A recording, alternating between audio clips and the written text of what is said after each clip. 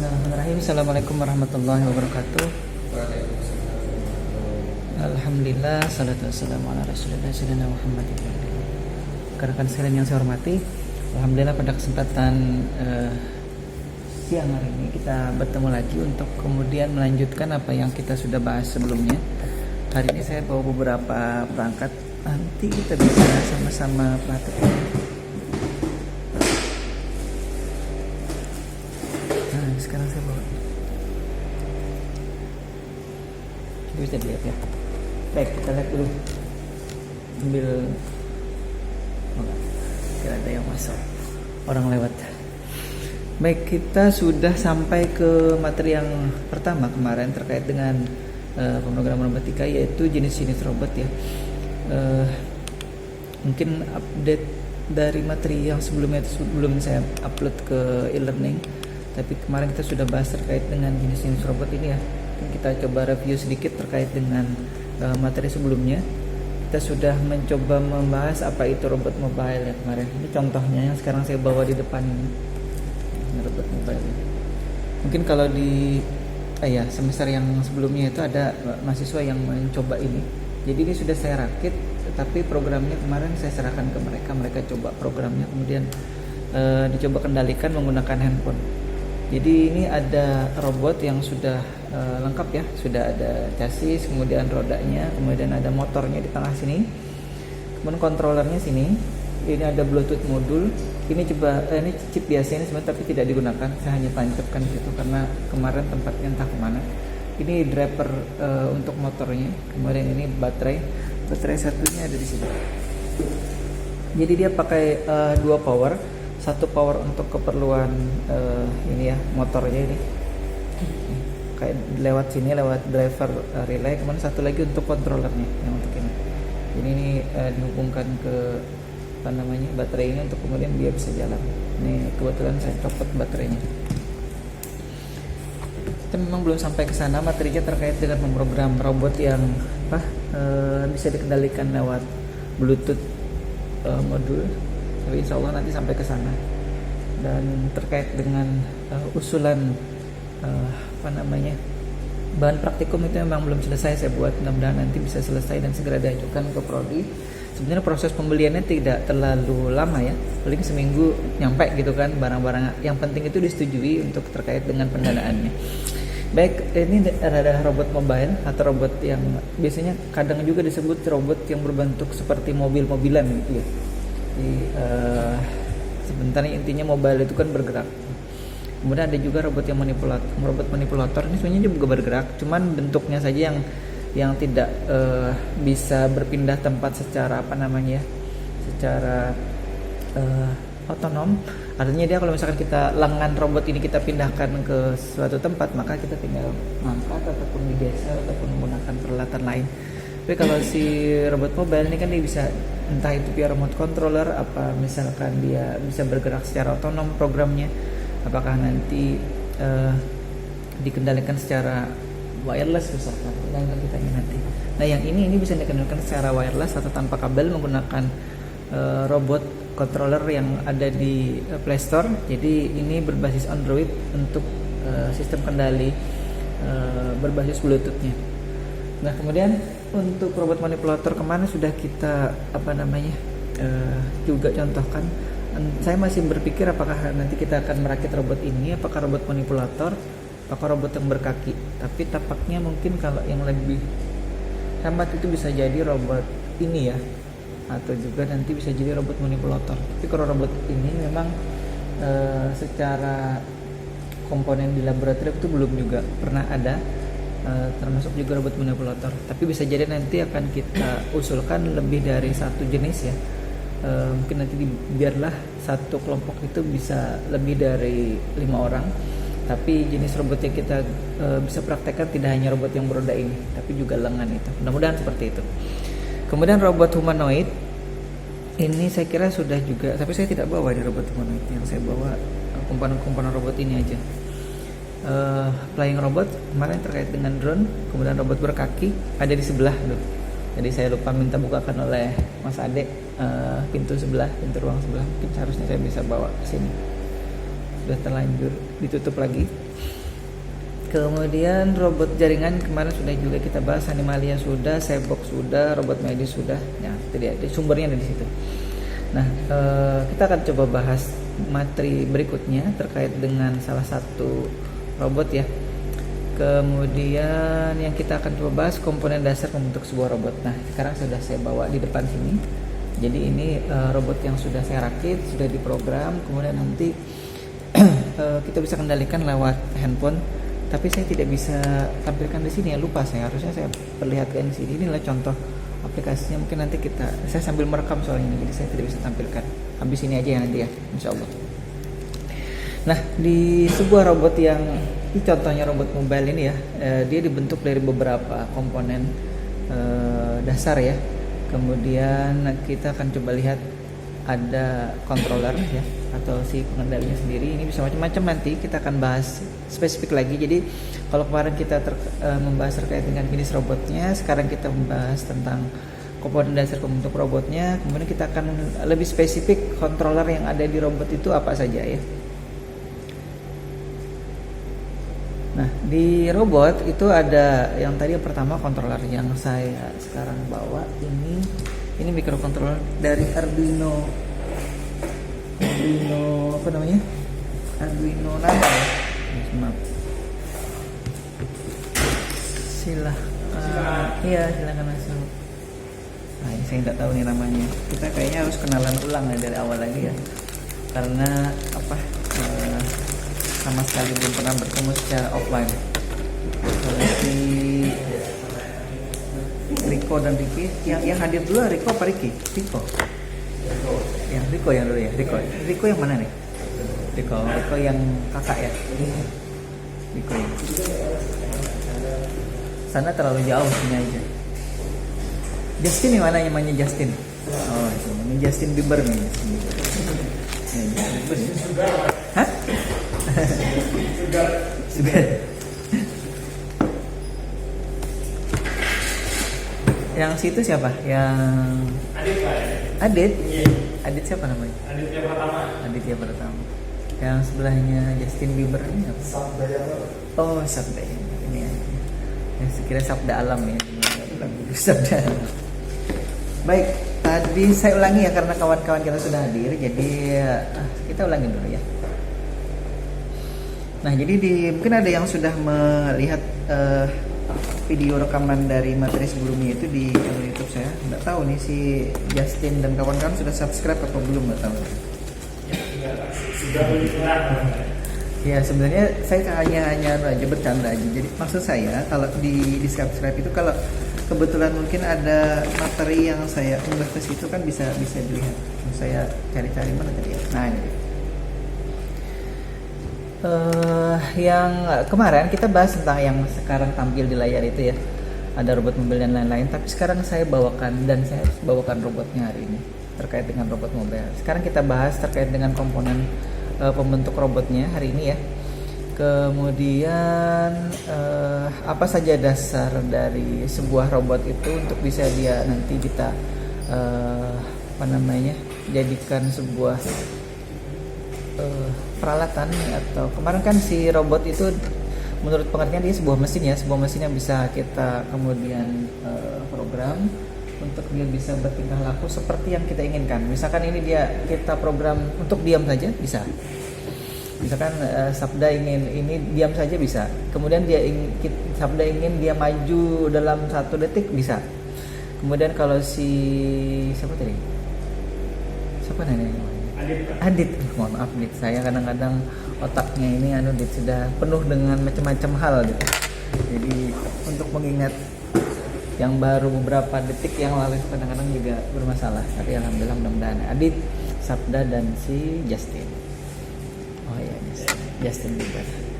Yang mirip Justin ini kalau mahasiswa yang ngambil mata kuliah juga namanya si Ajib ya. Kau tahu?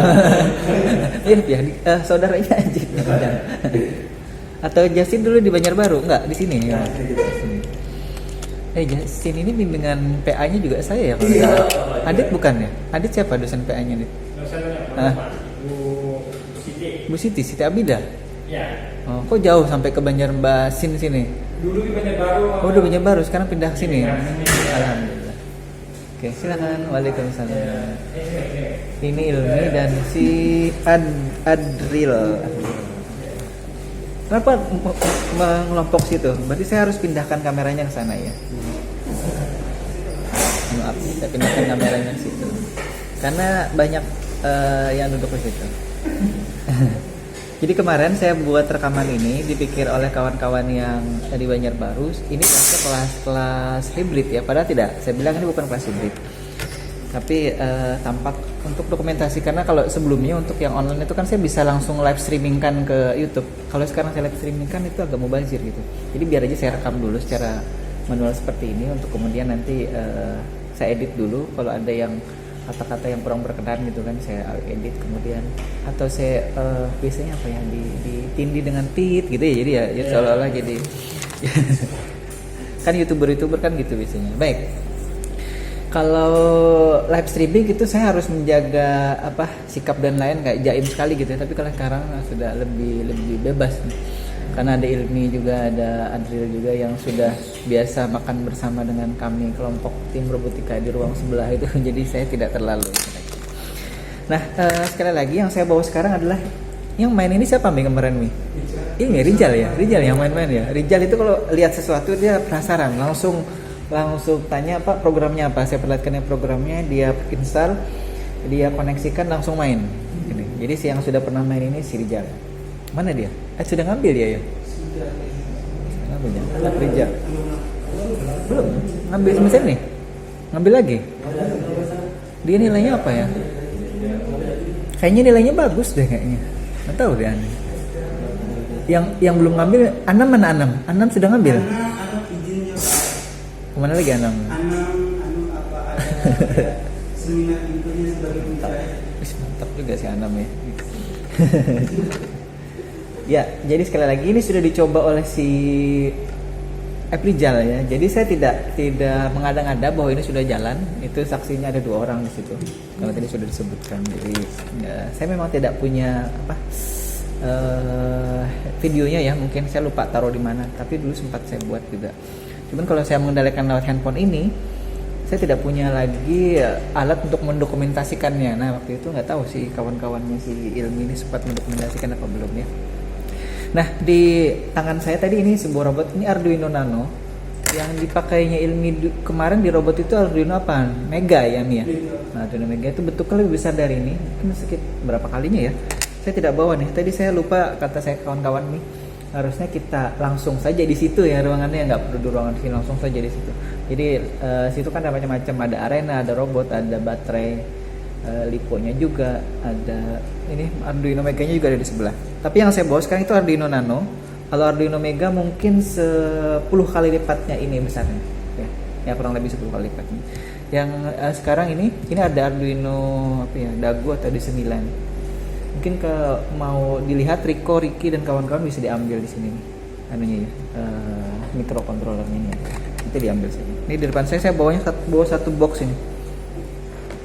Biasanya kalau yang kemarin ini saya tinggal di sebelah komponennya.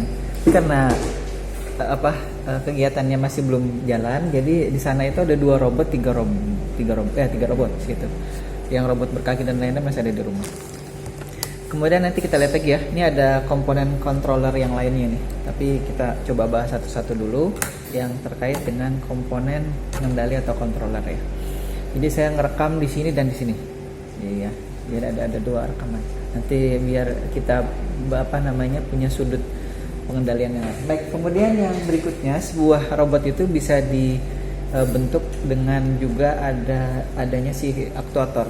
Kalau di robot yang besar itu kemarin motornya besar ya Mia, ini robot ini kecil, dan aktuator ini kalau yang persis seperti ini ya kemarin dipakai untuk dribble ya ini untuk dribble. Jadi nanti Ilmi bisa bercerita banyak terkait dengan apa yang sudah dirakit.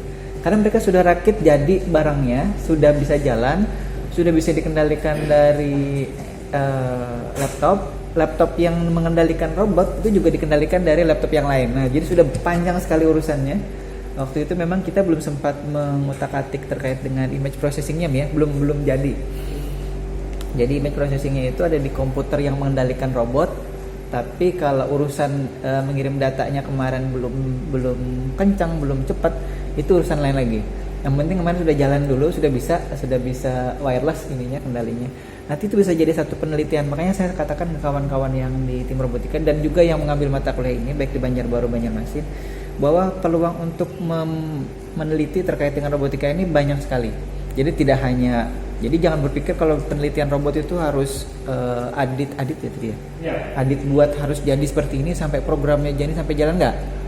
Adit misalkan fokus ke kontrolnya aja, Adit fokus ke bagaimana ini bisa smooth jalannya lah, enggak misalkan kasar gitu loh, belok-belok segala macam mundurnya. Kan kalau yang ini mungkin kalau dia maju tuh stopnya berhentinya tiba-tiba ya gitu ya. Dret gitu. Karena apa? Karena dia pakai motornya motor yang ada gearboxnya. Jadi kalau dia kan diputar ini kan, nah ini saya bilang ke kawan, nih jangan diputar-putar nanti gearboxnya rusak gitu. Ini siapa yang suka muter-muter ini? Hanya suka muter-muter gitu di sebelah itu. Mungkin dia penasaran nih bekerjanya seperti apa. Pada saat diberi tegangan baterai gitu kan, jalan. Ini saya baterainya ada di mana ya? Nggak saya bawa nih. Baterai 18650. Yang ada di saya tadi baterai yang ini ya, baterai LiPo. Yang kita beli kemarin baterainya LiPo ya, Mia? Iya. Lebih besar dari ini ya, ini kan kecil. Harganya lumayan mahal sih kemarin. Kalau 18650 itu sebenarnya ini ya, ini bukan baterai AA yang seperti kita gunakan di mana? Di sini nih baterai A. Nah, ini kan A3 nih. Ini yang biasa kita gunakan kan tuh kan A2, AA itu namanya. Kalau orang-orang di warungan itu biasanya nyebutnya A2, A3 gitu. Tapi kalau yang ini baterai 18650. Kalau di toko listrikan seberang mereka nyebutnya baterai senter polisi. Nah, jadi kalau nyari baterai senter polisi mereka tahu pasti serinya yang 18650. Bukan yang AA, bukan A3. Baik, jadi tadi yang disebut sebagai aktuator adalah si motor ini ya. Jadi nanti kita memang ada bahasan tersendiri terkait dengan aktuator itu. Yang saya bawa sekarang motor DC ini, kemudian yang mana tadi? Di sini macam. Nah, ini adalah. Nah, kalau yang ini adalah motor servo. Kalau di sebelah itu ada robotnya, robot berkaki berapa nih? 12 apa? 6 kali 2, 12 ya jadinya. 6 kakinya 6 ya. Kakinya 6, motornya 12. Nah, mohon maaf, kakinya 6, motornya 12. Ini motor servo namanya. Tapi kalau yang tadi ini kan motor DC biasa. Sebenarnya ini juga DC, tapi bahasa di tim robotika atau di dunia robotika itu adalah motor servo. Ini motor DC biasa. Motor DC biasa plus gearbox. Mungkin agak asing sedikit ya. Gearbox itu apa ya bahasa ininya? Bahasa kalau di otomotif itu gearbox itu apa ya? Gigi transfer lah istilahnya ya.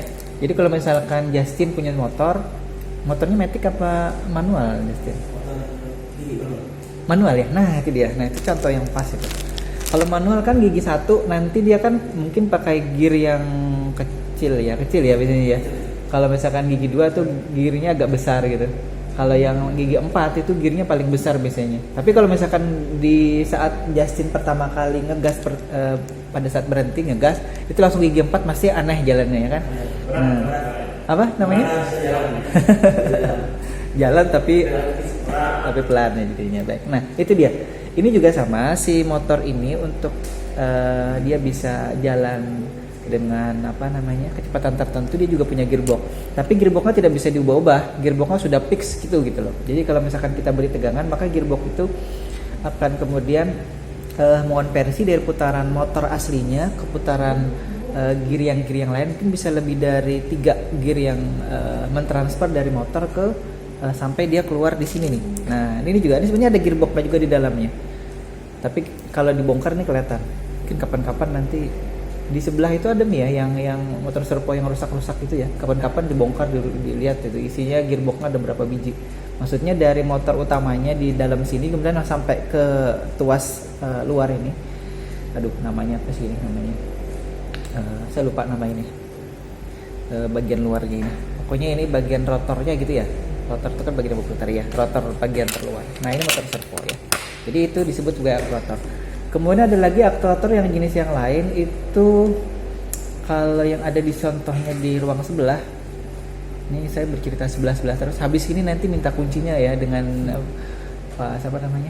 Mas Ade ya, dengan Ilmi nanti bilang aja tim robotika mau lihat ruang sebelah. Nanti di situ macam-macam. Jadi biar saya tidak ngomong asal gitu. Di sebelah nanti Ilmi yang jadi guide-nya di situ. Ini adalah barang-barangnya. Ada lagi nanti pneumatik namanya. Tulis lagi ya.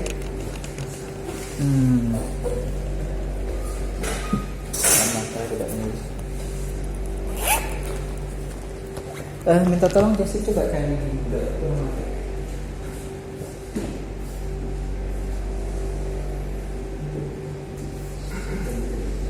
Jadi nanti ada partnya, ada nanti apa sih namanya? Kayak saya tidak terlalu hafal bang ini. Tapi itu salah satu juga yang menjadi ini adalah yang jadi komponen dari sebuah aktuator gitu ya. Ya saya gariskan dulu posisinya. Oke, posisinya masih benar. Coba lihat. Jadi itu aktuator. Jadi tidak hanya berbentuk motor ya. Maksudnya tidak selalu motor yang disebut sebagai aktuator, itu bisa jadi nanti si pneumatik gitu. Ada ketemu? Dia seperti hidrolik gitu ya. Tapi kalau yang namanya pneumatik sistem itu biasanya pasti menggunakan apa namanya udara ya, tekanan udara. Nah di sebelah itu ada satu yang agak panjang gitu.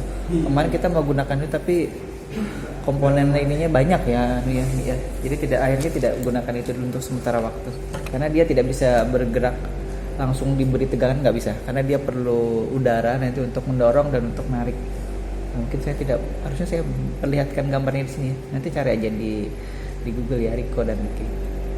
Baik, terkait dengan sensor. Di mana nih? Sebentar. Bawa lagi sensor. Nah, yang saya pegang ini salah satu sensor ya. Ini sensor ultrasonik. Yang satu harganya 500 ribuan, yang satu harganya mungkin 1/10-nya.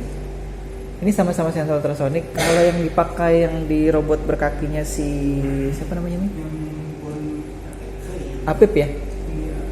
Apip apa Rapip? Afif ya? Saya lupa lagi namanya karena sudah lama. Itu kalau tidak salah yang ini nih, yang warna biru ini nih. Jadi memang itu skripsinya si Zul. Jadi dia beli sendiri, tidak ada bantuan dari kampus untuk membuat robotnya itu, tapi robotnya kemudian dihibahkan ke tim robotika untuk dipakai sebagai bahan atau alat lomba gitu. Dia pakai yang kalau tidak salah yang warna biru ini. Memang dananya terbatas gitu kan. Kalau harus beli yang 500 ribu ini itu dikalikan 6 ya Mia dia anunya. Itu sudah 3 juta sensornya aja, belum yang lain-lainnya tuh.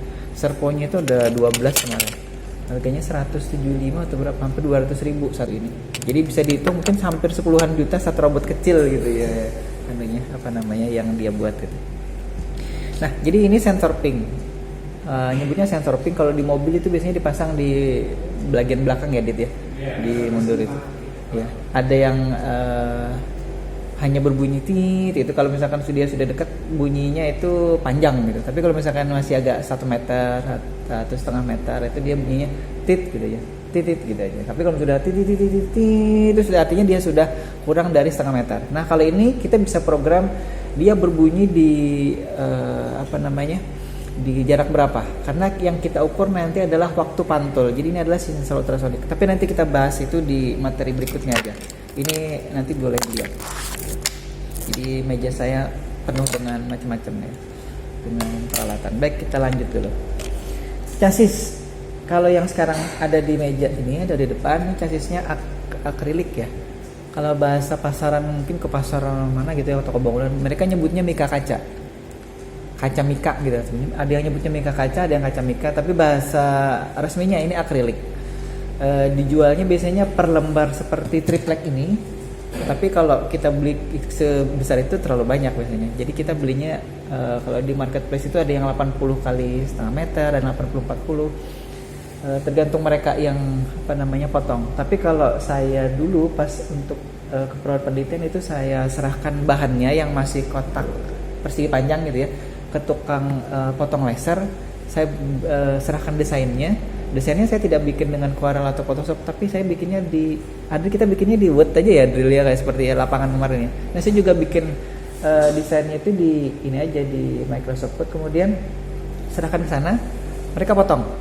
Kalau di Jogja itu motongnya ini ya, ini kan lihat ya, ada potongan-potongan ya, ada lubang baut, kemudian ada variasi untuk bumpernya ini dan macam-macam di sini, untuk tempat untuk mengaitkan motor ada di sini. Kemudian ini ada rotary encodernya tapi tidak dipakai di sini. Kemudian ini lubang untuk rodanya. Nah ini dia sudah kalau ini dijualnya apa per paket itu rakit, kita tinggal rakit aja. Tapi kalau misalkan kita mau merakit dengan desain kita, maka kita harus desain, tidak perlu desain pakai software yang rumit-rumit, pakai Microsoft itu sudah cukup. Serahkan ke mereka nanti konversi ke PDF, atau kita bisa juga save as PDF, serahkan ke mereka, nanti mereka hitung berapa biaya untuk membuat chassis itu 1, 2 atau berapa. Biasanya kalau di Jogja dihitungnya berdasarkan lama si mesin itu bekerja. Misalkan misalnya per 5 pas 10 detik gitu ya, per 5 detik mereka tarif harga itu sekitar 20 atau berapa rupiah gitu. Jadi kalau misalkan satu chassis ini dikerjakan dalam 20 menit, hitung saja.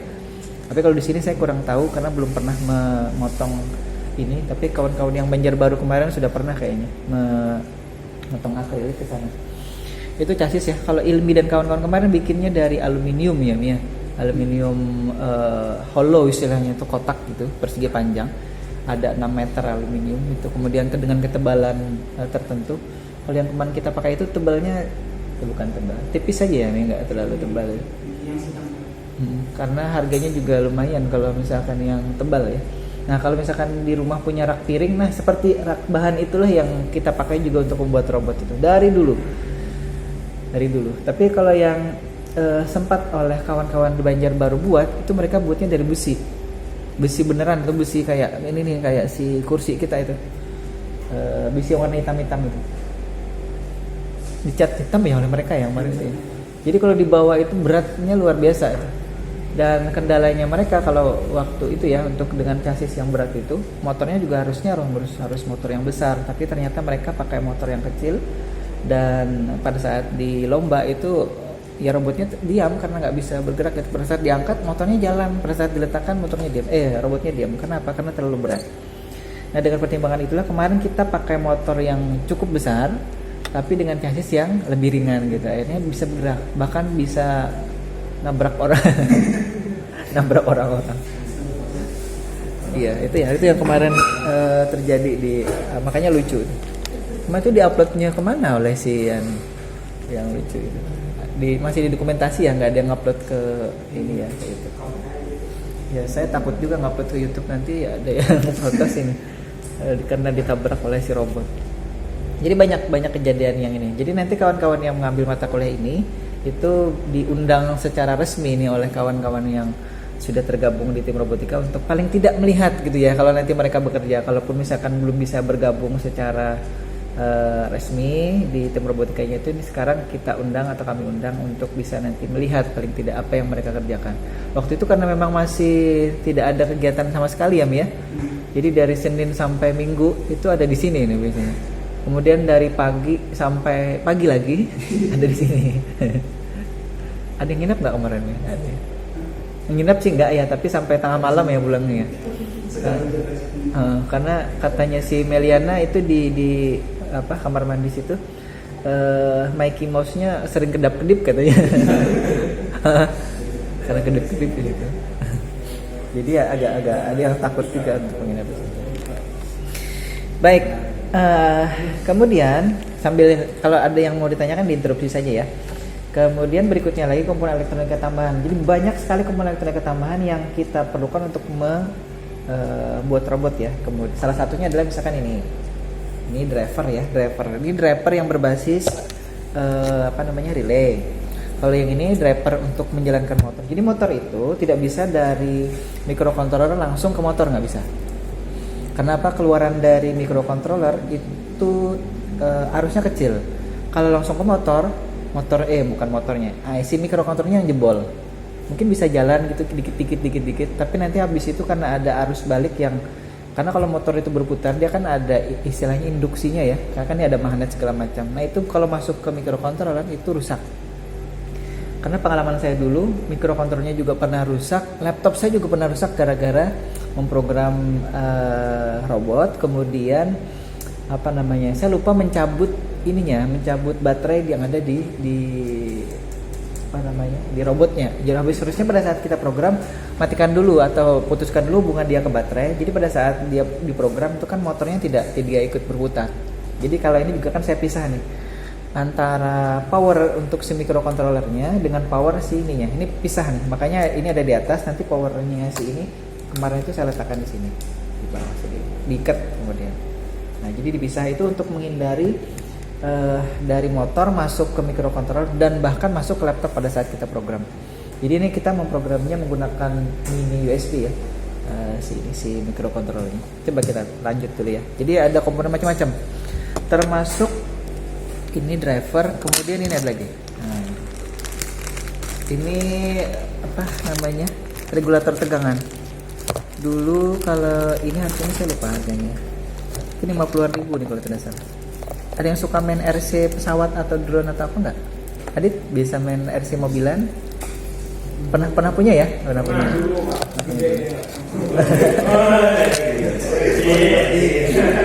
Dulu baterainya pakai baterai yang kayak gini enggak, Dit? Besar lagi? Warna kuning, Pak. Warna kuning. Oh, ya. Ini terlalu kecil untuk ukuran itu ya biasanya. Kemudian biasanya kalau di RC itu juga ada ininya nih. Ada ininya nggak dulu, Dit? U-back-nya, ada U-back-nya. Pernah bongkar nggak mobilan-mobilan ini? Kecil mainannya itu. Oh, masih kecil ya. Jadi kalau misalkan bermasalah kalau ngecas baterainya tahu caranya ya? Ya tahu. Kan rusak. Kan rusak diperbaikin ke work service yang bisa gitu lah. Totalnya nggak bisa baik. Di mana biasanya kalau di Banjarbaru, Dit? Bukan kan di Kapuas, Pak. Oh, di Kapuas. Oh, iya. Kalau di Banjarmasin sini saya dulu itu di sekitaran mana ya, pasar baru, Sungai Baru situ ada toko khusus untuk RC gitu. Jadi waktu pertama kali untuk beli baterai ini juga di situ di toko RC, karena waktu itu toko online itu belum terlalu rame ya. Waktu tahun berapa itu saya lupa, itu 2010-an itu.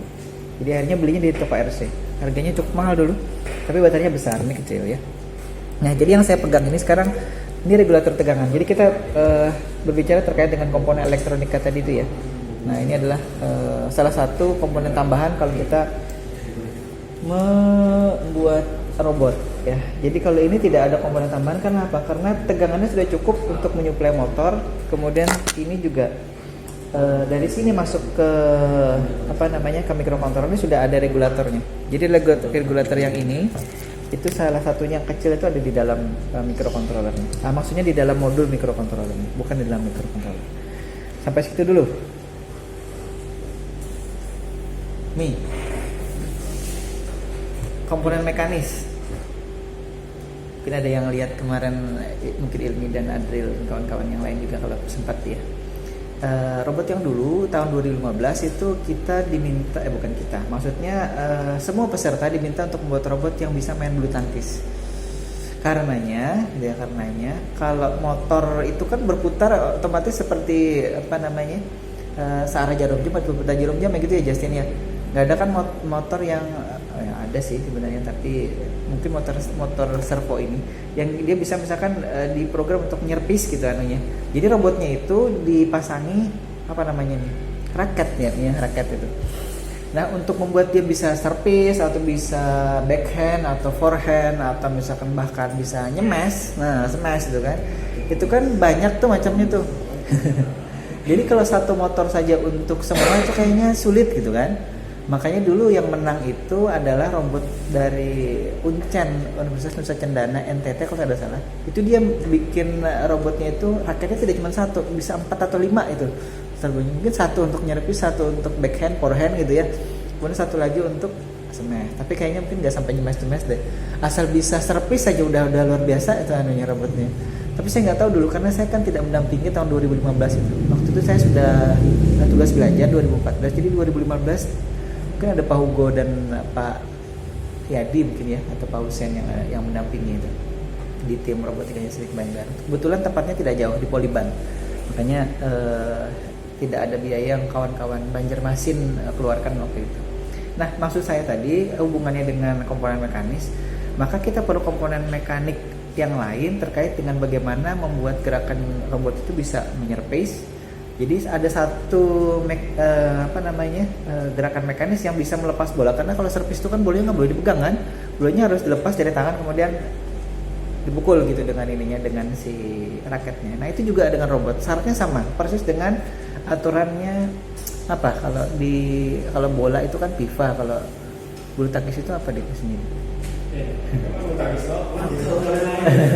Apa Noriko? Kalau bulu tangkis itu apa Sabda? Saya lupa. Intinya itu gitulah, ada federasi internasional untuk untuk mengatur terkait dengan itu ya. Kalau di Indonesia itu modelnya PBSI gitu ya, PBSI ya. Tapi kalau yang luar negerinya kan ada yang internasionalnya kan, seperti FIFA itu untuk kalau di main bola itu. Lupa saya namanya. Ya, pokoknya itulah ya segini sih. Nah, aturannya sama dengan yang diatur oleh secara internasional tadi, dan itu tadi macam-macam. Ada yang pakai pneumatik, ada yang pakai motor, ada yang pakai servo, ada yang pakai lain-lain macam-macam. Nah, jadi komponen mekanik itu kadang-kadang diperlukan untuk melengkapi sebuah robot, tapi tergantung robotnya mau diapakan gitu ya. Kalau misalkan ada yang coba searching lagi di YouTube, itu robot Sophia namanya. Robot Sophia itu dia mekaniknya luar biasa banyak. Dari mukanya itu ada penggerak alis, penggerak mata, penggerak hidung, penggerak mulut. Dari mulutnya ini mungkin ada banyak lagi komponen mekaniknya, kemudian penggerak tangan, penggerak badan, penggerak leher gitu. Itu beda-beda tuh.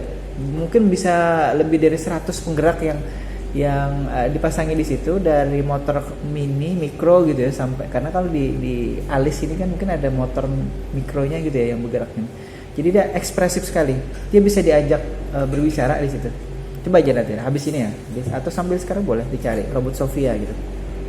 Dari Inggris kalau tidak salah. Dia hanya berbentuk wanita tanpa rambut, kemudian setengah badan. Jadi tidak bisa berjalan, tidak bisa. Pernah lihat ya? Ada ya. Dia di YouTube ya. Itu sudah mekanik kepalanya kelihatan. Separuh gini. Di dalamnya kelihatan tuh mekanik. Nah, itu yang dimaksud dengan komponen mekanik. Saya sampaikan itu bahwa dalam kita membentuk sebuah robot itu komponen-komponen mekanik juga kadang-kadang diperlukan. Ya, baik. Sambil jalan mungkin kalau ada yang mau ditanyakan silakan ya. Yang berikutnya kita akan coba lebih spesifik lagi ya, karena kita tadi berbicara tentang komponen pembentuk robot, dan yang kita bahas yang pertama adalah terkait dengan controllernya. Maka yang kita coba bahas tadi berikutnya adalah terkait dengan, kalau mikrokontroller saya kira karena sudah mengambil mata kuliah mikrokontrollernya, jadi hanya sekedar mengulang sedikit saja ya terkait dengan mikrokontroller. Jadi kawan-kawan sudah mengambil mata kuliah ini, sudah mencoba memprogram juga. Mungkin ada yang sempat juga praktikum ke Banjarmasin sini ya. Adit ikut nggak kemarin waktu orang-orang praktikum di ruang situ? Selain Riko ya, ada 30 tempat. Belum ngambil ini? Iya,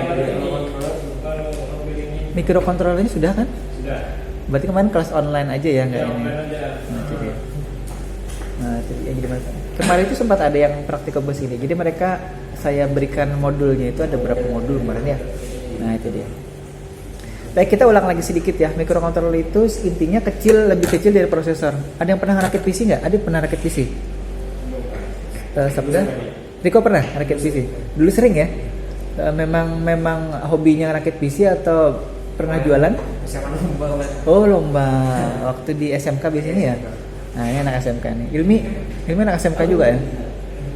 Pernah ngerakit PC nggak? Sabda? Belum pernah. Justin? Belum. Nah, oke, kita tanya sekarang, tanya di sini. Harusnya pernah nih Justin nih. Dia aja merendah aja tuh. Baik, si PC itu kalau dirakit, coba si Riko ya. Mesti prosesor itu mungkin sedikit lebih kecil dari ini ya, Riko ya, bentuknya ya prosesor itu ya. Nah, kalau yang ada di sini mungkin tertancap prosesornya segini nih.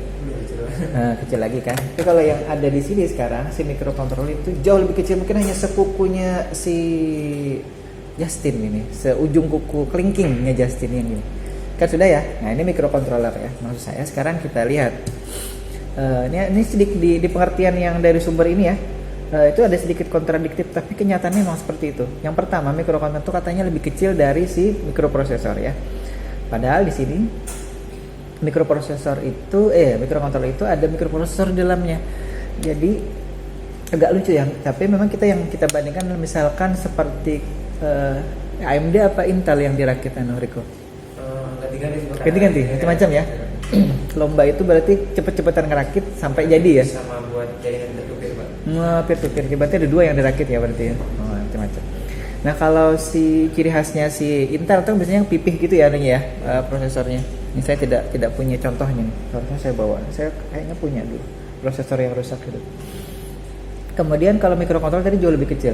Tapi di dalam mikrokontroller ini juga ada mikroprosesornya. Nah, jadi silahkan dibayangkan itu. Mikrokontroller yang kecil ini sekukunya si Justin, tapi di dalamnya ada mikroprosesor lagi. Tapi yang jelas bukan Core i7 ada di dalam mikrokontroller, enggak gitu. Nah, beda tuh. Jadi maksudnya sekarang mikroprosesor yang ada di dalamnya si mikrokontroller itu tidak seperti Core i7 atau AMD Athlon atau apa? Ryzen ya sekarang ya. Ryzen 7 gitu. Itu jangan dibayangkan seperti itu. Cuman karena kita memang pada saat membeli komputer rakitan, dan kalau saya dulu sempat jualan soalnya, jadi sempat tahu prosesor itu sampai apa ya? Sampai Core i3 lah kurang lebih waktu itu. Habis itu saya tugas belajar, jualannya saya tinggal. Stop dulu jualannya. Sampai sekarang nggak nyambung lagi. Nah, kalau si Riko merakit komputer, kita lanjut lagi ya di dalam sebuah PC itu, maka mikroprosesor itu kalau ditancapkan di mainboard itu kan tidak bisa jalan begitu saja ya. Nanti Riko perlu RAM ya Riko ya. Kadang-kadang perlu PGA biasanya. PGA berarti onboard ya bawaan anunya. Nah, kalau si itu minimal si mikroprosesor tadi untuk PC rakitan dia perlu mainboard. Di dalam mainboardnya ada chipsetnya biasanya ya, ada chipsetnya. Itu kalau di bahasa kita nanti itu disebut sebagai SoC, tapi kalau bahasa pasarannya chipset biasanya. Itu bahasa pasaran. Beda nanti bahasa pasaran dengan bahasa akademis tuh. Makanya kalau si Justin tuh ditanya chipset komputer atau PC atau laptopnya sekarang itu apa, masih tidak tahu. Karena apa? Karena jarang kita lihat itu ya. Kalau prosesornya tahu AMD atau Intel Core apa gitu ya. Adit juga kalau ditanya si laptopnya itu dia pakai RAM dengan PC berapa ya biasanya ya nyebutnya ya, RAM PC berapa, RAM PC 2600, 3200 atau berapa. Kadang-kadang kita tidak perhatikan itu. Kenapa? Karena kita tidak rakit. Tapi kalau kita ngerakit itu seorang biasanya nanya, ini RAM yang mana, berapa giga, RAM-nya misalkan 4 giga ya, berapa keping, 2 keping apa 1 keping gitu ya, 1 channel apa 2 channel, itu beda lagi tuh. Jadi banyak namanya nih. Nah, kemudian kalau sudah kita sebut dual channel 4 giga, berarti dia 2 giga gitu ya. Itu clocknya berapa? Biasanya orang nyebutnya PC berapa. PC kalau dulu itu mungkin ada yang saya lupa ya, 800 itu 900 atau 1000. Tapi sekarang sampai 4000 berapa? 4200 ya. Kalau terakhir di PC berapa anunya clocknya? Nggak ingat lagi ya ininya. Nah dulu itu atau yang sebelumnya sampai, kalau sekarang kurang lebih 4200 MHz kecepatannya. Jadi kalau misalkan dia akan menyesuaikan gini ya. Misalkan kita tanya aja nih Justin, prosesor itunya laptopnya apa? Ryzen berapa? 5, 7, 8 ya?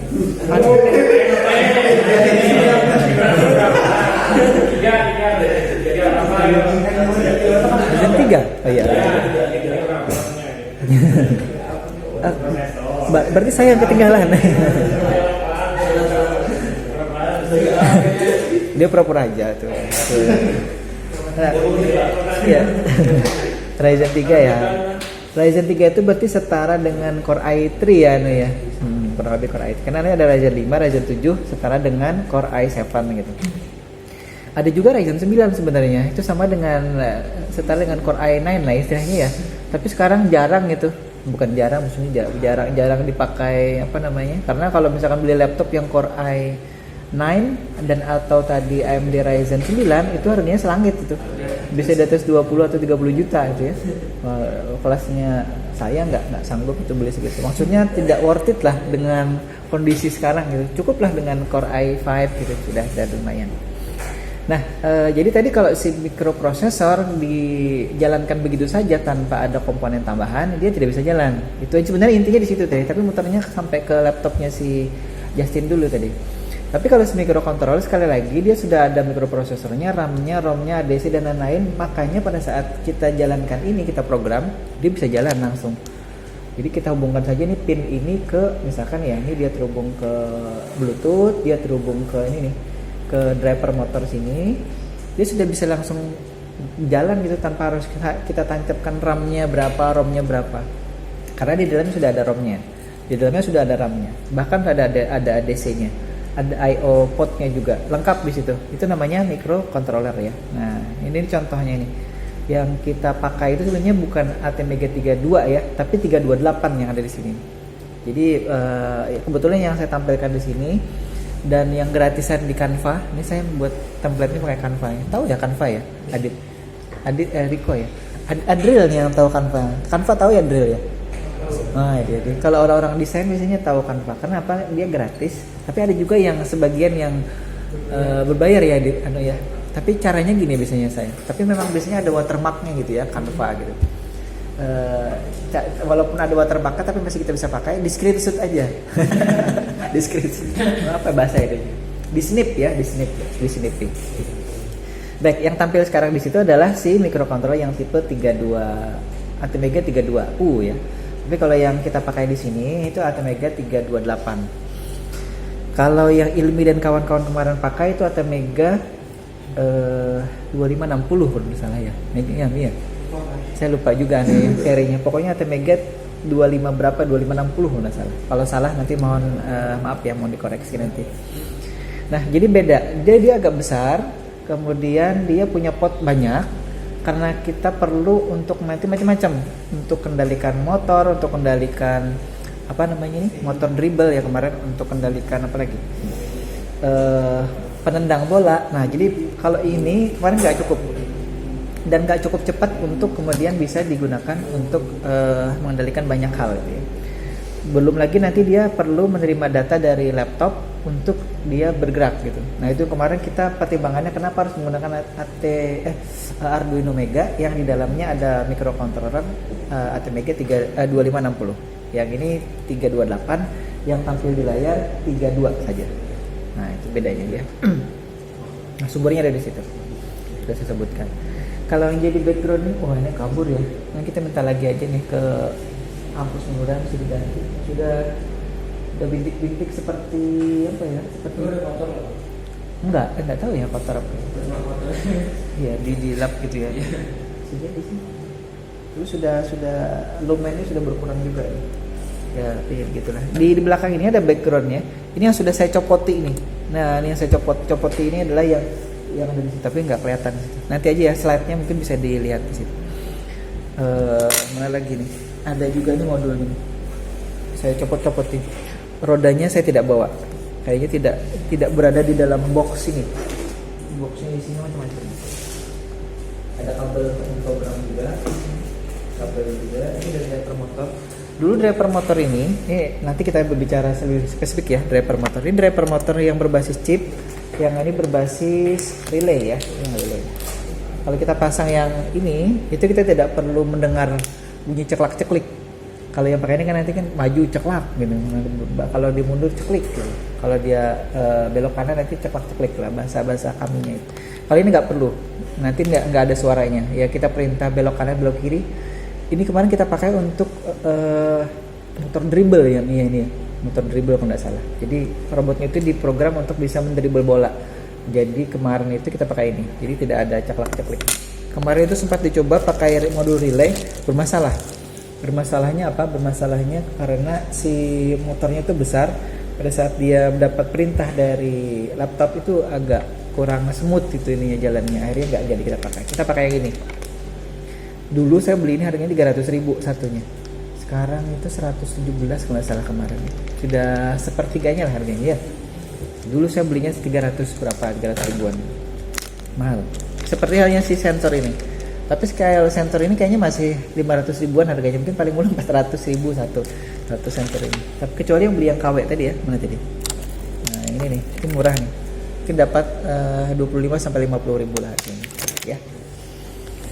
Baik, kita lihat lagi. Kita sudah tadi ke microcontroller dan sudah dipelajari sebenarnya di satu semester kemarin. Kemudian di microprocessor ini juga mungkin sudah dibahas. Intinya microprocessor itu dia kerjanya tidak bisa hanya mandiri gitu ya. Kalau microcontroller tadi kan karena sudah dilengkapi dengan apa namanya ROM-nya, RAM-nya, ada ADC-nya. Maka si microprocessor itu dia perlu macam-macam tadi, seperti halnya Rico tadi sampaikan, perlu RAM ditancapkan di mainboardnya, perlu apa namanya perangkat yang lain, termasuk juga chipset untuk dia bisa berjalan dengan normal gitu. Nah ini contohnya nih, AMD Ryzen tadi sudah disebutkan juga oleh Jasin, dia pakai Ryzen 3 ya, Ryzen 3 ya, setara dengan Core i7 lah kurang lebih, Core i7, Core i3 ya. Yang sekarang nanti ini bentuk mikroprosesor yang biasanya ada di pasaran. Biasanya ditancapkan, ada soketnya, ada penguncinya, kemudian ada heatsinknya ya, pendinginnya. Kemudian kalau di sini saya buat sini. Nah kurang lebih seperti ini. Tapi kalau di dalamnya laptopnya Justin biasanya juga ada ini. Ada yang pakai kipas, ada yang enggak. Kalau laptopnya terlalu tipis, biasanya tanpa kipas. Kalau yang kayak punya saya ini masih ada kipasnya. Ya, ada kipasnya. Sabda pernah bongkar laptopnya? Pernah ya? Kipas itu gimana, Pak? Hah? Kalau tanpa kipas tuh dia pendinginnya gimana? Kalau itu dia yang mengandalkan aliran udara dari luar ke dalam, kemudian ngalir lagi keluar. Jadi memang dia dirancang untuk biasanya low power ya, dan apa namanya apa sih bahasanya panas yang dihasilkan itu tidak terlalu seperti halnya yang laptop mainstream seperti ini. Tadi Sabda pernah bongkar juga Sabda ya, biasanya ada pendingin, ada ininya, biasanya ada kipasnya. Tapi kalau ini kipasnya, ini juga kipas ini mahal dulu nih, kalau nggak salah 60 ribu harganya dulu. Tapi sekarang macam-macam. Ini kipas prosesor juga dulu, tapi bukan prosesor yang sekarang ya, karena sekarang itu ya, tapi dulu juga kipasnya kan besar ya Rico ya, nggak ada, kalau ini terlalu kecil. Ini kipas chipset lah kurang lebih. Lanjut lagi, sampai sini dulu mungkin ada yang mau ditanyakan. Adit, Justin, Sabda, Rico, Ricky, Adri, Kalau di laptop Pak ada kipas sama Pak. Itu setiap kali memakai laptop, kalau bekerja di bidang tuh biasanya kipas itu berbunyi kencang ya? Nah, itu dia. apa faktor apa? Ya. Apakah ada sensor panasnya kali itu atau? Betul, sudah dijawab oleh Rico sendiri. Ada sensor panasnya. Itu adanya di apa namanya? Di prosesornya sendiri ada. Kemudian dia bisa menginformasikan ke mainboard bahwa ke BIOS ya biasanya ya, suhunya sekian, bahkan putaran kipasnya itu juga ada RPM-nya sekian. Nah, kalau misalkan kita setting dia, saya kadang-kadang tuh memaksa ya, karena kalau laptop saya yang dulu itu kalau di kipasnya lagi kencang, suaranya bikin seperti kayak ini si kompresornya Asia sekarang nih, ribut gitu. Apalagi komputer game ya, kalau PC dulu ya nih Rico ya. Tapi kalau misalkan dulu pernah saya paksa gitu kan laptop saya itu untuk bisa silent gitu. Jadi kipasnya bisa dimatikan. Tapi pada saat nanti sensornya mendeteksi suhunya sudah di atas 70 misalkan, dia akan kencang lagi anehnya. Putaran kipasnya akhirnya oleh telinga kita tuh mengganggu gitu adanya bunyinya itu, bising jadinya. Nah itu. Jadi memang ada sensornya. Jawabannya sederhana. Ya, ada sensornya. Tapi saya muter dulu tadi ke kipasnya si AC ya.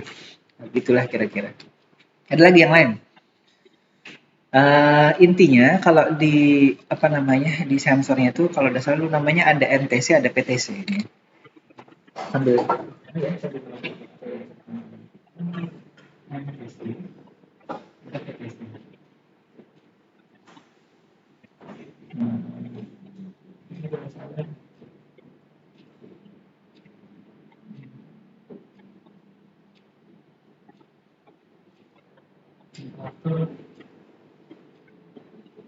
mudah-mudahan saya tidak salah ya. Nanti dikoreksi lagi. Ini positif ya. Positif sama ini. Sama. Jadi itu yang kemudian ditancap. Mungkin kalau ada yang pernah bongkar kipas angin, motor kipas angin juga dipasang. Pernah bongkar kipas angin, Sabda? Belum ya. Jadi kipas angin itu biasanya motornya itu ya, biasanya dipasangi sensor kecil itu kecil, kecil aja sebenarnya. Mungkin tidak sampai seberapa ya? Ini si warna hitam ini nih. Nah, itu. Sensornya sekecil itu aja, dipasang di motor kipas angin biasanya. Jadi kalau misalkan dulu saya pernah juga motor kipas angin itu di rumah itu lupa mematikan karena dia bukan smart fan ya. Pada saat sudah kepanasan lupa dimatikan semalaman, putus dia. Tapi yang putus bukan motornya, hanya sensornya ini aja. Jadi pada saat dia kepanasan, kemudian dia akan memutus plug. Jadi aliran listrik yang 220-nya itu diputus oleh sensor kecil itu untuk kemudian mengamankan motornya biar tidak kebakar. Nah, jadi kalau waktu itu saya juga sempat bawa motor pengisap udara di dapur. Pernah lihat ya, Dit? Ya, mungkin di dapur ibunya itu ada yang diletakkan di atas kompor. Ya, seperti apa ya? Pernah lihat nggak? Mungkin di toko elektronik itu pernah lihat. Jadi ini kompor. Nanti ada yang diletakkan di sisi. Nah, ada di sini. Ini sebenarnya kipas. Kalau dihidupkan nanti dia kipas menyedot kemudian dikeluarkan. Jadi kalau misalkan ada beberapa kayak digoreng apa namanya asin gitu kan, itu keluarnya ke tetangga. Bukan keluar ke rumah kita. Kalau misalkan sampah ini, itu kan asapnya kan masuk ke sini, langsung dibuat ke segala di rumah. Tapi kalau lihat ini, dia sedot ini, nanti keluarnya di situ, di belakang. Seperti hanya laptop itu juga, kalau Sabtu pernah lihat ya, itu kan ada intake dari bawah, misalkan dia nyedotnya dari bawah, ini itu masuk ke dalam saluran pipa pendingin itu dan keluarnya lewat belakang, lewat samping. Biasanya keluarnya lewat samping. Nah, jadi yang lewat belakang. Tapi di intake itu maksudnya nyedotnya dari bawah. Jadi sama keluar. Kalau yang tadi itu saya juga pernah bawa. Jadi saya bawa ke tukang motornya rusak ya. Jadi penyedot udara di dapur itu, motornya rusak, saya bawa ke tukang lilit motor. Ternyata pada saat di tukang lilit motor cuma dipotong itunya, jadi dia sambung. Yang tadi sensor yang kecil ini. Sensor ini dia potong, sambung di jumper gitu. Pak, nanti Bapak beli aja di pasar katanya. Nah, sensor NTC ini nanti pasang lagi. Saya pikir nggak usah dibeli ke pasar, udah gitu aja dipasang lagi ke ininya kan. Jalan lagi motornya, jadi hanya itu. Jadi kalau misalkan pesan tersembunyinya, kalau motor kipas angin rusak, itu jangan boro-boro dibawa ke tukang itu, nanti harganya mahal. Nanti diminta 100.000, 200.000, padahal harga itunya mungkin sekitar 5-10.000 lah harga sensornya itu. Kalau oleh mereka itu hanya dicabut, ditatak, dipotong gitu ya, kemudian disambungkan, istilah bahasa kami elektroniknya itu di short gitu atau di jumper. Nah, kemudian dia minta lah, misalnya orang kan ditinggal ya. Kalau saya kan kemarin kan tidak saya tinggal, saya tunggui apa yang dikerjakan oleh dia. Dia hanya motor itu di short. Nah, sudah selesai, jalan lagi motornya. Nah, kalau kita ganti itu memang agak repot lagi ya, mencari lagi di pasar. Mungkin kalau beli yang online sih bisa. Tapi kalau ganti sendiri agak repot juga. Nah, itu terkait dengan tadi sensor yang ada di laptop ya, si Rico ya. Baik, kita sambil jalan. Sudah jam berapa nih? Jam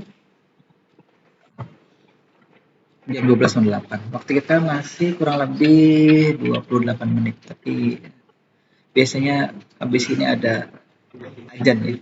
Kita lanjut SOC. Ada yang pernah dengar ini SOC? Mungkin baru pernah dengar, tapi sebenarnya sudah sering pegang gitu ya, tapi baru dengar. Tadi saya sebut sedikit di Rico, di dalam mainboard itu ada chipsetnya, sebenarnya itu SOC. Kemudian lagi, nanti kita buktikan gitu ya.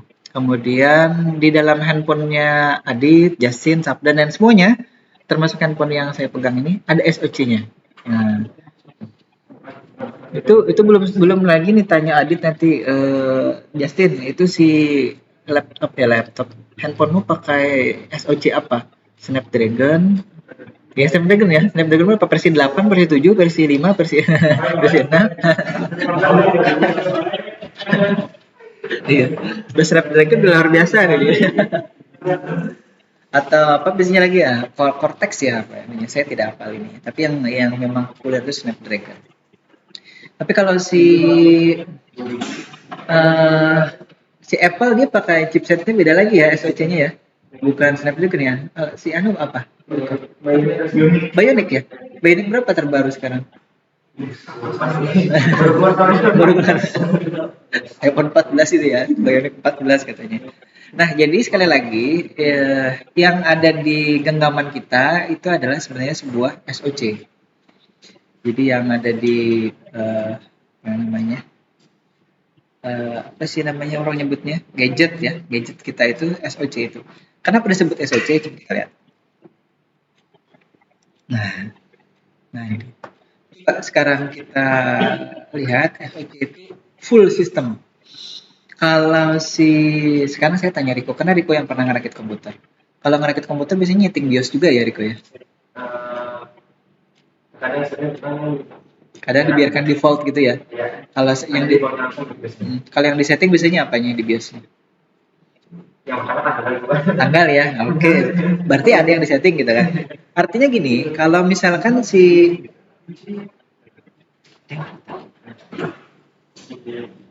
silakan Nah, si mainboardnya si Rico itu kan kemudian bisa disetting tanggal, bisa disetting jam ya, bisa disetting misalkan dia tadi kapan harus memutar kipasnya kencang, kapan tidak kencang, atau juga apa lagi ya? kadang ada pengaturan wifi dia kayak nggak mau wifi Pak. Harus setting lagi di sini ya, baik. Baik. Nah itu ada lagi. Atau misalkan mau dihidupkan si apa namanya VGA onboardnya apa tidak gitu ya di BIOS ya. Nah itu nanti terkait dengan BIOS tanyanya ke Rico ya. Maksud saya sekarang di sini SoC-nya yang ada di mainboard itu dia sudah pada saat dijual nih saya jual mainboard nih ke Rico nih. Dia sudah include dengan sistem yang ada di dalamnya situ. Jadi Rico tidak perlu lagi mendownload atau memprogram sendiri si SoC-nya itu dari laptopnya Rico, nggak perlu gitu kan. Pokoknya Rico jalankan mainboard-nya itu, tancapkan ke monitor PC-nya, sudah kelihatan. Tekan Del atau tekan F1 atau F2 gitu ya Del ya, Rico-nya. Masuk ke BIOS-nya. Nah, sekarang BIOS itulah yang disebut sebagai sistem di dalam SoC ini. Bisa ditangkap nggak? Bisa dicerna ya kira-kira ya saya Justin ya. Kalau Justin pernah nggak masuk ke BIOS laptopnya? Pernah ya? Apa yang disetting di situ? Mau dioverclock gitu? Hah? Install ulang. Terus yang di setting di situ apanya? Booting pertama atau apa gimana? Tahu BIOS tahu ya? Ditekan apa kalau di laptopnya? F2 ya? Rata-rata itu ya F2 ya? Biasanya kan yang di situ kita tanggal segala macam kadang-kadang ya di setting ya. Nah, yang baru datang apa namanya? Oh Dimas. Dimas pernah nyeting BIOS juga di laptopnya atau di PC-nya? Yang di setting apa biasanya? Pada saat yang satu. Boot pertama ya. Mau boot lewat eksternal DVD atau lewat flash disk ya biasanya ya. Nah itu dia. Nah jadi bootnya. Nah maksud saya sekarang kita melihat bahwa di dalam laptop kita itu ada BIOS-nya. BIOS itu ada di dalam chipset tadi. Chipset itu kalau bahasa kitanya sekarang SoC namanya. Ya jadi kita pasarannya nyebutnya chipset. Nah sekarang di sini juga si handphone kita atau tadi BIOS di laptop atau di PC kita juga ada SoC-nya yang kemudian nanti kita bisa program ya. Kalau di BIOS-nya PC itu kan ya yang jelas tadi PC dan laptop intinya adalah program yang mengakomodasi si penggunanya untuk kemudian nyeting ini memorinya mau disetting apa di share berapa mega untuk VGA-nya ya biasanya Dimas ya. Jadi kalau misalnya berapa mega? Ya benar ada yang 512 mega saja biasanya settingannya ada yang 1 giga, ada yang mau disetting sampai 2 giga gitu. Kadang-kadang dia tidak bisa disetting lebih dari 2 giga biasanya ya. Jadi kalau misalkan RAM kita 8 kemudian dipotong tadi 2 giga, udah maksimal berarti 6 giga yang kita bisa manfaatkan untuk keperluan sistem operasinya gitu. Nah sama juga dengan ini tadi. Jadi SoC itu sebenarnya dia punya apa namanya keperluan yang tergantung dari si pembuatnya mau disetting hanya bisa nyeting tanggal dan tapi enggak lah ya jarang ya kalau si BIOS itu hanya nyeting apa tanggal dan jam mesti macam-macam di situ. Kadang-kadang saya juga tidak hafal ini settingan apa sih yang ada di BIOS ini. Sampai kadang-kadang saya bingung. Kadang-kadang pada saat kita setting macam-macam, kita reset nggak mau hidup. Nah, itu ngapain nggak? Diapain? Balik hidup itu dia. Jadi itu kadang-kadang karena kita tidak tahu persis apa yang terjadi di dalam SOC-nya, di dalam chipsetnya, akhirnya seperti itu. Saya juga, aduh, terus diapain lagi ya? Kalau si PC itu kan ada tombol atau colokan ini ya, colokan resetnya itu ya. Kalau si itu saya lupa. Dulu diapakan ya? Untuk bisa masuk ke default-nya itu loh, si BIOS di PC diapakan Anu? Rico. Default BIOS-nya. Jadi kalau tadi kan sudah kutak-atik malah nggak mau jalan gitu ininya. Resetnya. Ada F7, ada F8. Ya, saya lupa ada ininya, ada menunya intinya. Tekan apa untuk to reset the BIOS gitu ya, to default. Oke, baik. Nah, kurang lebih seperti itu. Sama halnya seperti si bukan laptop. Smartphone-nya si Justin misalkan. Pernah nggak factory reset kan Justin? Mungkin karena kebanyakan apa namanya follower IG-nya gitu kan. Jadi akhirnya hang ininya smartphone-nya, kemudian di reset gitu. Nah, pada saat kita reset kan dia kan tidak mengubah apa-apa ya di dalam situ kecuali mengembalikan semua sistemnya itu ke posisi dari awal pada saat kita pertama kali beli. Nah, seperti itu. Sama juga. Jadi ciri khasnya SOC nanti kalau pas ditanya ya, jadi pas ujian gitu, apa? Bahwa dia punya program default, punya sistem defaultnya yang kalau misalkan kita utak-atik gimana pun tetap ada di situ, kecuali mungkin kebakar gitu ya, kecuali kebakar. Tapi jarang sih chipset kebakar. Ya kecuali kalau misalkan iPhone ini tadi Bionic Bionic 10-nya Ilmi kemudian kebakar ya Mia. Kemudian akhirnya harus ganti chipset, harus ganti prosesor utamanya. Nah, kira-kira itu ya. Jadi kalau si laptop ada colokan, saya lupa ini kalau ini di colokannya di sebelah mana tuh untuk factory-nya, tapi kalau si tadi tekan F7 ya, kalau si PC, kalau si smartphone itu nanti ada menunya. Reset to factory default gitu, kurang lebih seperti itu. Nah, kita lanjut dulu contohnya nih. Nah, sekarang yang saya bawa dan tampil di layar itu adalah ini. Ini adalah Intel Galileo versi 2 atau Gen 2 yang dulu sempat saya install Linux. Kayaknya masih ada Linux-nya di sini. Jadi ini ada slot untuk micro SD-nya. Ini SOC-nya Intel Quark namanya. Ini SOC-nya, tapi tanpa pendingin. Waktu itu saya mau pasang ini nggak muat. Itu kan nggak muat. Tuh nggak muat. Karena nyangkut dengan soket ini untuk ekspansi. Nah, ini ekspansi.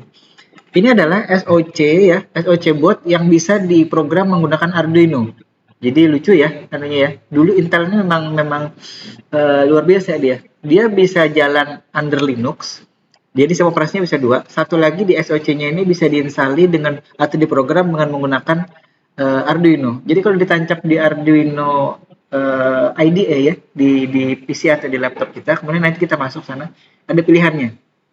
Mau memprogram apa? Mau microcontroller ATmega 328 ini atau ATmega yang tadi Ilmi dan kawan-kawan program itu 2560 atau SOC ini.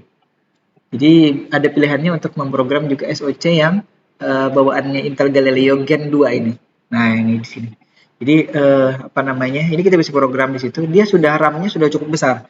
Kalau si microcontroller itu paling RAM-nya 1 atau 2 kilo, bukan 2 mega ya. Bahkan bukan 2 giga seperti laptopnya Dimas itu ya. Laptopnya Dimas itu 2 giga itu hanya PGA-nya aja ya Dimas ya. RAM-nya dia tidak 2, bahkan dia RAM-nya bisa 32 tuh, jangan-jangan. Ya, RAM. Oke, ajan sebentar ya.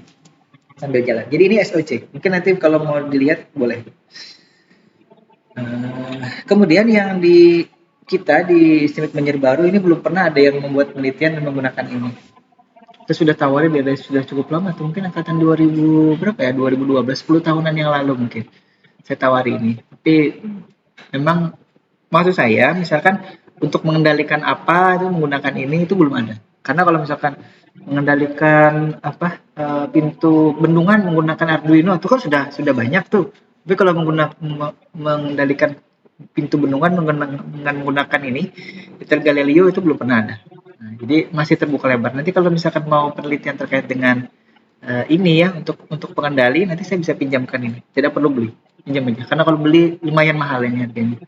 Saya lupa harganya berapa ya. Mungkin di atas 1 juta kayaknya. Ya kalau dulu. saya tidak beli juga ini sebenarnya. Makanya saya tidak terlalu khawatir kalau saya pinjamkan. Kenapa? Karena saya dulu dapat dari Intel ada 10.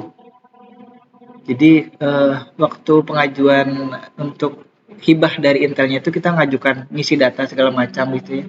Kemudian saya dikirimin 10. Saya kasihkan ke mahasiswa satu pernah kalau tidak salah. Ke Pak Boy ya kalau tidak salah juga satu. Kemudian ke dosen saya di Jogja itu ada 2 kalau tidak salah. Intinya di saya itu ada 5 sisanya kalau tidak salah. Yang tertinggal itu. Saya ini saya bawa. Nanti silakan mau kalau yang mau ya.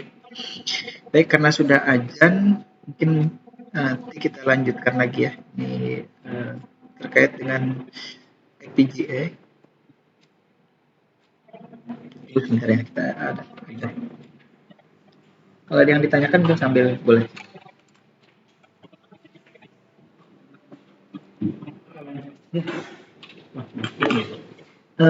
Pengendali yang lain ya, selain tadi mikroprosesor, mikrokontroler, ada SoC juga. Ada lagi yang terakhir ini namanya FPGA. Sebenarnya bukan terakhir. Yang kita bahas hari ini terakhir adalah ini FPGA. Dia sebenarnya sebentuk chip ya. Mungkin besarnya saya tidak ingat persis anunya. Kurang lebih segini ya bentuk chipnya, atau mungkin sebesar ini bisa jadi. Kemudian dia di dalamnya tidak hanya ada RAM atau RAM seperti halnya si mikrokontroler, tapi di dalamnya ada gerbang logika, dan gerbang logika itu beberapa. Kalau misalkan dulu ya kami waktu di SMK itu ada IC misalkan jadinya 490, sebenarnya nanti 402 8 sebenarnya. Ini IC bisa ada. Tapi kalau misalkan ini satu chip ini hanya berisi satu gerbang logika. Misalkan ini gerbang ya. Jadi ada gerbang N, ada gerbang N sendiri, ada gerbang NOT, ada gerbang XOR. Tapi kalau si chip FPGA ini chipnya, misalkan dari asli, jadi di dalamnya ada gerbang logika. Jadi tidak hanya jadi kan sini ada NAND, ada NOR, ada TOR, ada XOR, ada banyak gerbang itu, dan itu bisa diprogram. Baik mungkin secara per gerbangnya atau per kelompok gerbang, atau bahkan satu chipnya secara keseluruhan kemudian bisa dijadikan satu alat tertentu. Nah itu namanya FPGA, kurang lebih seperti itu ya. Tapi karena saya belum pernah memprogram secara khusus secara langsung, jadi saya tidak berani mengatakan sebagaimana cara memprogramnya. Tidak seperti misalkan tadi si Galileo ini ya, karena saya sudah pernah memprogramnya, atau misalkan si mikrokontroler ini saya pernah memprogramnya, jadi saya lebih gampang berceritanya. Nah kalau si ini, FPGA ini nanti silakan dicari di YouTube, atau YouTube lah paling gampang ya, cara memprogram misalkan chip FPGA itu seperti apa. Dan berapa harganya kalau misalkan yang model seperti ini ya. Nah tadi contohnya. Nah ini ceiling. Oh, pakai X bukan pakai K.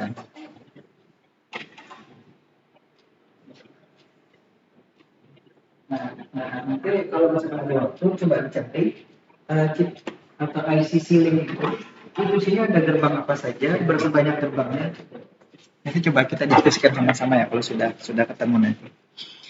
Intinya si FPGA itu sekali lagi dia punya banyak gerbang logika yang bisa program. Kemudian dia bisa dikoneksikan di dalam ini. Jadi kalau misalkan tapi ini dia tidak kelihatan hardware secara ini ya.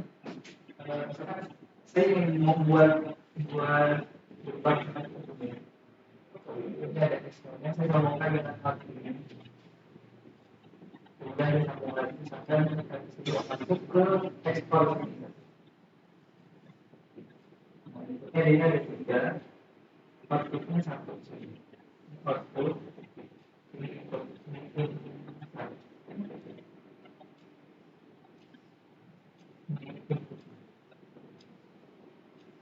Nah, ini ada 3, ada 1.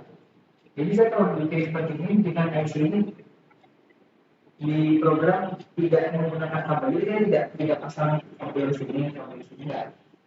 Di dalam itu ada namanya DL. Nah,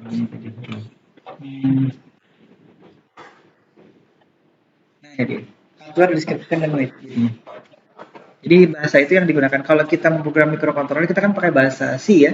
Ini juga C Galileo dia pakai bahasa C, ada bahasa Linux, bahasa Python di Linux-nya atau bahasa C di Linux juga. Tapi kalau yang ini dia pakai HDL. Tapi tampaknya masih banyak digunakan sekarang.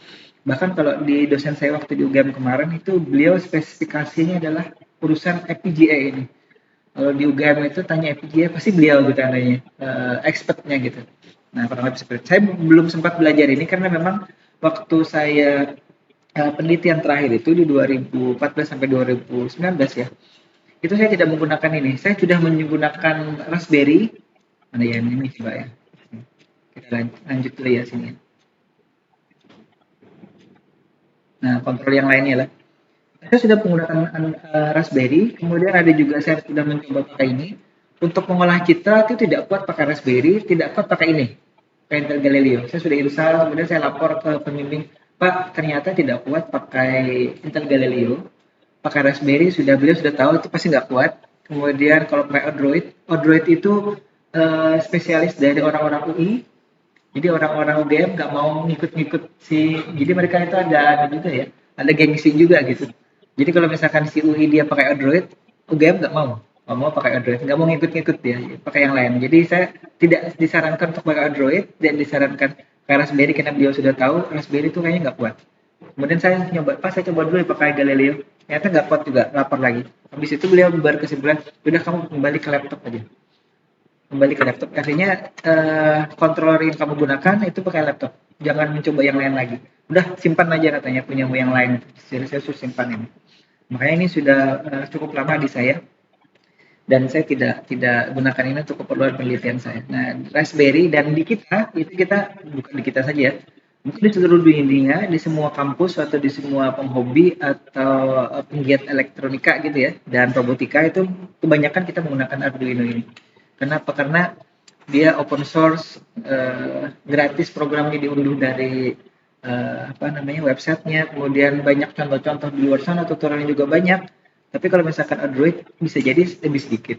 Apalagi misalkan Intel Galileo ini juga tidak banyak. Coba aja cari di YouTube, tidak banyak yang membahas ini. Karena apa? Karena memang dia tidak sepenuhnya open source untuk ini ya. Ini harus diinstal Linux-nya. Install Linux-nya juga tidak gampang. Kan kalau kawan-kawan install Linux di PC atau di laptop lebih gampang ya. Kalau ini tidak segampang. Karena apa? Karena untuk dia bisa diinstalasi, ini tidak ada displaynya, tidak ada colokan layarnya di sini. Jadi kalau menginstal ini harus connect ke LAN si PC atau laptop. Ini ada kabelannya kan ya. Dia harus disetting dulu IP-nya berapa, kemudian nanti menginstalasinya dari PC, dari laptop. Tuh masuknya. Jadi agak belibet lah kalau bahasa saya waktu buang-buang waktu kemudian. Tapi memang karena memang bagian dari penelitian ya, jadi saya anggap itu bagian dari belajar gitu. Bagaimana cara nginstal itu waktu itu. Masih ada nih. Jadi kalau booting kita tidak bisa lihat ini nih. Karena kalau misalkan kita nginstal di di laptop itu kan kelihatan di layar sini nih. Kita nginstal sini, kita hidupkan nggak kelihatan. Dia sedang ngapain sekarang ini nggak tahu. Karena nggak ada nggak ada displaynya. Dia kalau mau lihat hasil apa yang di sini itu lewat layar sini, nanti di remote istilahnya ya, di remote dari dari laptop, kemudian kita bisa tahu sekarang dia ngapain. Sudah standby kah, suruh login kah, suruh masukin password dan lain-lain, nggak tahu. Kalau tidak terkoneksi lewat LAN. Jadi karena itu saya katakan tadi, saya juga sudah sempat tawarkan ke mahasiswa, mungkin karena tadi terlalu ribet gitu ya. Jadi mahasiswa juga agak ogah-ogahan gitu untuk ini. Mending pakai Arduino biasa ini udah beres gitu kan. Banyak contohnya, bisa tanya sana sini. Kalau ini mungkin tanyanya hanya ke YouTube saja ya gitu ya. Ke orang-orang yang di Stipik Banjarbaru sulit dan jarang sekali yang membahas tentang ini. Baik, saya kira itu ya. Mungkin kalau ada yang mau ditanyakan dulu sampai sini atau ada yang mungkin kita bisa diskusikan. Kalau materinya saya kira sudah cukup banyak dan sudah cukup yang perlu saya sampaikan hari ini. Intinya kita sudah masuk ke komponen pembentuk robot. Salah satunya adalah si controller itu tadi. Nanti kita akan bahas lagi terkait dengan aktuator, sensor, chassis dan lain-lain. Dan kalau memungkinkan nanti, tadi sekali lagi saya itu boleh tuh nanti pinjam kunci dengan Mas Ade di situ. Si Lina sudah nggak ada lagi di sini, Bu Lina, Mbak Lina itu. Ilmi, diganti dengan Mas Ade. Nanti bisa pinjam situ kuncinya, nanti bisa lihat-lihat ke sebelah gitu ya. Sambil mungkin makan siang dengan Ilmi di situ. Ya, ya. Baik, saya kira itu. Terima kasih dulu untuk yang sudah hadir hari ini. Kalau nanti ada yang mau ditanyakan via WA, via email, silakan gitu ya. Atau mau ditanyakan lewat grup yang sudah dibentuk kemarin, silakan juga di situ. Jadi maksudnya biar kawan yang lain tahu juga apa yang ditanyakan gitu kan. Jadi jangan kalau ngejapri nanti bisa jadi saya jawabnya ke grup tuh. Biar apa? Biar yang lain tahu. Ini ada yang bertanya tentang ini. Jadi kalau misalkan saya hanya menjapri itu kan hanya personal gitu. Tapi kalau di grup itu jadi orang lain yang kebetulan juga ingin bertanya tapi sungkan itu bisa tahu. Jadi baik, saya kira itu. Terima kasih. Mudah-mudahan panjang umur, sehat walafiat. Minggu depan kita bisa bertemu lagi. Saya akhiri dengan ucapan wabillahi taufiq wal hidayah. Assalamualaikum warahmatullahi wabarakatuh.